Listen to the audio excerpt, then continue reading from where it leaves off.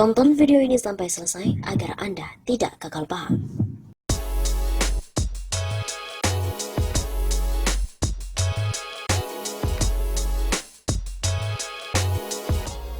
Din Syamsuddin akhirnya membongkar percakapan dengan Jokowi. Dia baik tapi tak bisa atasi orang buruk di sekitarnya. Ketua PP Muhammadiyah 2005-2015, Profesor Din Syamsuddin mengungkap pembicaraannya dengan Presiden Joko Widodo.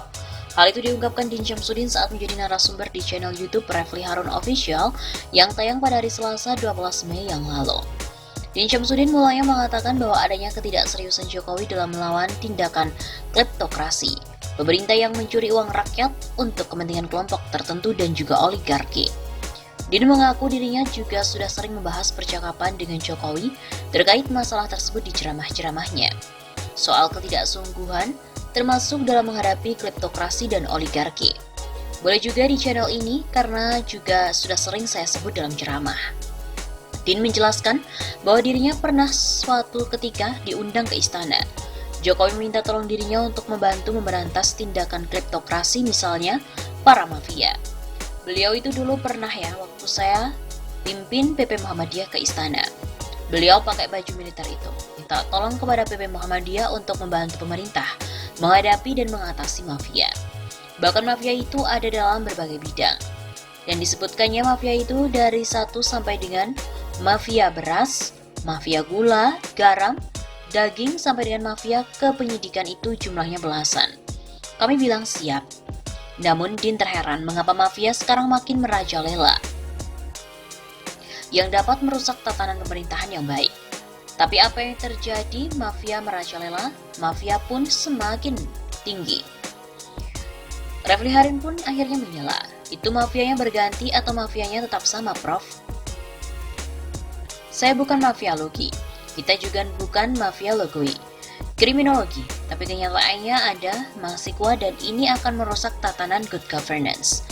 Begitu kritiknya. Selain itu, Din juga menyebut ada pihak-pihak yang ingin mencari keuntungan dari Jokowi. Din menilai orang-orang itu bukan penumpang gelap namun memiliki niatan yang salah. Yang kedua, ternyata ada pihak-pihak yang sebenarnya ingin mencari keuntungan dari posisinya di kehidupan bernegara ini. Terang-terangan bahwa di awal, di belakang, untuk mendukung sebuah proses, jadi bukan free riders, ya malintention. Begitu katanya. Mantan utusan khusus Jokowi ini menyimpulkan, sebenarnya Presiden ke-7 RI itu sosok yang baik.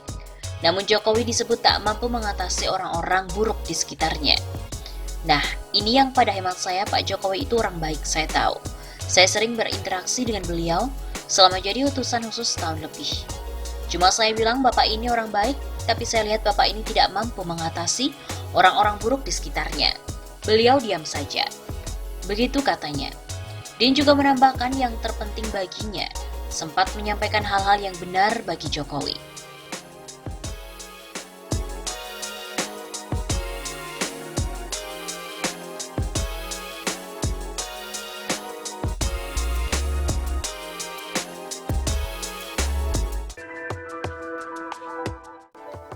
Jokowi minta warga hidup berdamai dengan corona.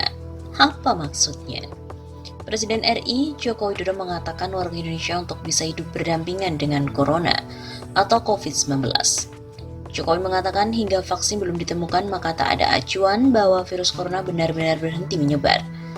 Artinya sampai ditemukannya vaksin yang efektif, kita harus hidup berdamai dengan COVID-19 untuk beberapa waktu ke depan.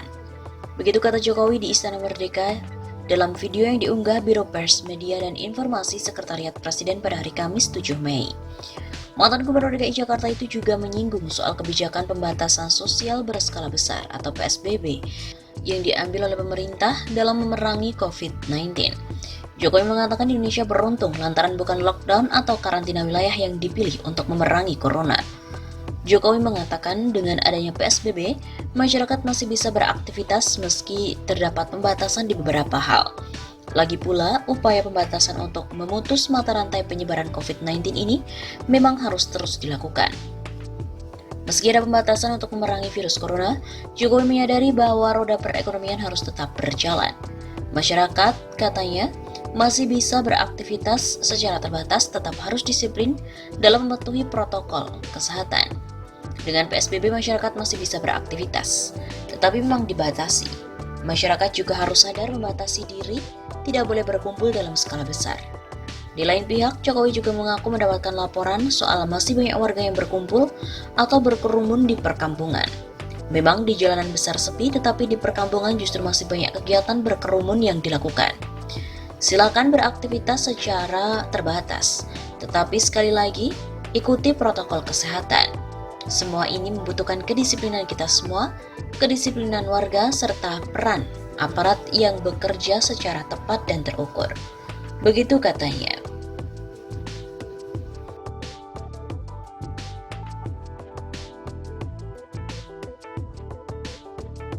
Istana pun juga akhirnya meluruskan maksud Jokowi hidup berdamai dengan Corona. Deputi Bidang Protokol Pers dan Media Sekretariat Presiden B. Mahmudin menjelaskan maksud Joko Widodo yang meminta masyarakat berdamai dengan virus Corona yang masih mewabah Indonesia dalam 2 bulan terakhir ini. B mengatakan maksud berdamai dengan Corona, sebagaimana dikatakan Jokowi itu adalah menyesuaikan dengan kehidupan. Artinya, masyarakat harus tetap bisa produktif di tengah pandemi COVID-19. Bahwa COVID itu ada dan kita berusaha agar COVID segera hilang. Tapi kita tidak boleh menjadi tidak produktif karena COVID. Menjadikan ada penyesuaian dalam kehidupan, ujar B melalui pesan singkat kepada wartawan pada hari Jumat 8 Mei. B juga menambahkan penyesuaian dalam kehidupan itu dilakukan dengan upaya mencegah penularan corona, di antaranya dengan selalu mencuci tangan, mengenakan masker dan menjaga jarak dari kerumunan. Penyesuaian hidup ini pula menurutnya yang akan membentuk tatanan kehidupan normal baru bagi masyarakat. COVID memang belum ada antivirus, tapi kita bisa mencegah, artinya jangan menyerah. Hidup berdamai dalam penyesuaian kehidupan. Kesananya yang disebut the new normal, tatanan kehidupan baru. Diketahui, Jokowi dalam keterangannya pada hari Kamis 7 Mei, meminta masyarakat untuk berdamai dengan Corona sampai vaksin ditemukan. Ia mengatakan, hingga vaksin belum ditemukan maka tak ada acuan virus Corona benar-benar berhenti menyebar. Pernyataan Jokowi untuk berdamai dengan Corona ini sempat mendapat sorotan di media sosial.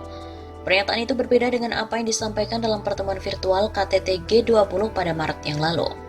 Saat itu Jokowi mengajak negara-negara anggota G20 untuk perang melawan virus Corona. Ia juga mendorong G20 memimpin upaya menemukan penawar penyakit akibat virus tersebut. Sebagai informasi, data terbaru kasus corona di Indonesia per 7 Mei mencapai 12.776 pasien. Dari jumlah tersebut, 930 orang meninggal dunia dan 2.381 orang sembuh. Sejak pertama kali diumumkan pada 2 Maret yang lalu, kasus positif corona di Indonesia terus bertambah. Dari data yang selalu dipaparkan pemerintah, belum pernah sehari pun jumlah kasus positif corona turun.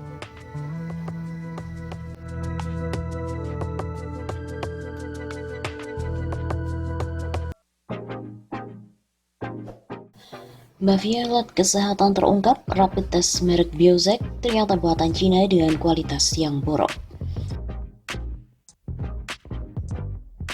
Dugaan Menteri BUMN Erick Thohir pada April lalu soal adanya mafia alat kesehatan di tingkat global terungkap setelah investigasi International Organized Crime and Corruption Reporting Project berkolaborasi dengan majalah Tempo membuktikan banjirnya alat-alat tes COVID-19 yang sangat tidak layak tingkat akurasinya.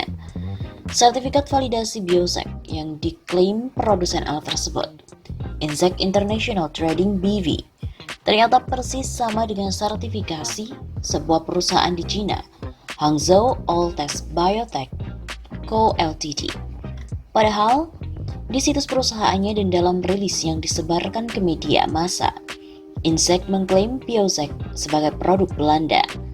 Tak hanya asal produknya yang dipalsukan, keabsahan alat tes ini juga tak seperti yang dijanjikan.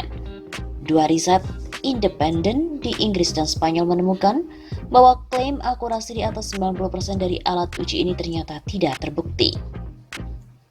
Hal itu disampaikan aktivis sekaligus Ketua Umum Pusat Informasi dan Jaringan Aksi Reformasi atau PIJAR 98, Sulaiman Haikal.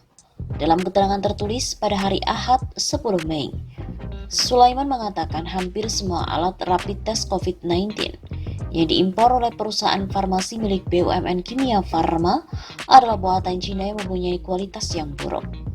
Padahal Kimia Farma sebelumnya mengklaim alat tersebut diimpor dari Belanda dengan merek Biozek. Ketika akurasinya mengenai status positif COVID-19 tentu tidak terlalu riskan. Yang membahayakan adalah hasil tes false negatif atau negatif palsu. Sangat berbahaya bagi peserta tes dan keluarganya, karena mereka tidak lagi awas dengan COVID-19. Tercatat merek-merek Biozek dan juga Vivadiap, sebagaimana laporan OCCRP Tempo. Begitu kata Sulaiman. Sulaiman juga mengungkapkan peringatan Menteri BUMN Erick Thohir tentang bercokolnya mafia farmasi dan alat kesehatan di Indonesia kian terbukti. Selain menyebabkan ketergantungan bagi bangsa Indonesia atas impor obat dan peralatan kesehatan, praktik tidak terpuji pun juga mewabah seiring wabah pandemi COVID-19.